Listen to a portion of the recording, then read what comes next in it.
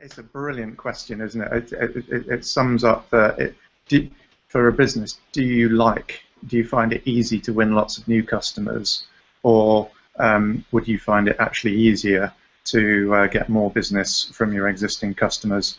And in my experience, it's so much easier to sell to an existing customer. But of course, you've got to make them. You've got to earn that. You've got to make them. This is all about sales, but it's not about the sharpest sales message or the most carpet bombing people with marketing.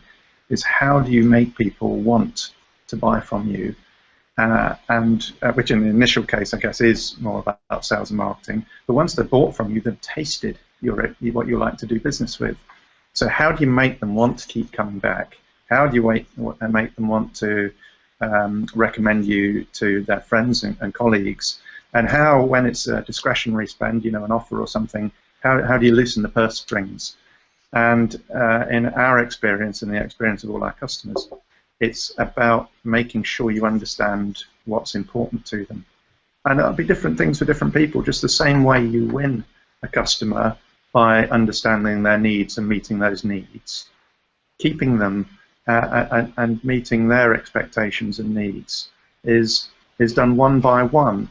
And customer feedback is vital for that, because for me, the hot buttons might be speed of response. For somebody else, it might be the quality of the advice that they're able to get because they're not familiar with the product area or whatever. So I see feedback as not an optional extra for a business once you've got everything else up and running. For me, it's absolutely the key to customer retention and understanding those little things that make people absolutely rave about you, because you're doing the big things well and you're doing the little things well, and you're a great customer, great company that they want to buy from.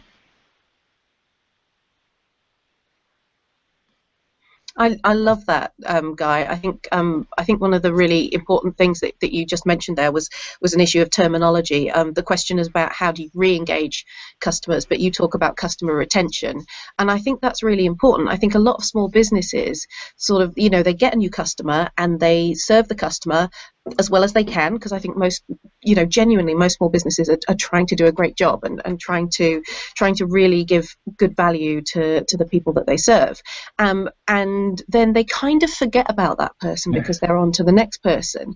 And we always talk about building an engagement flow. So maybe that first step is asking them for their feedback.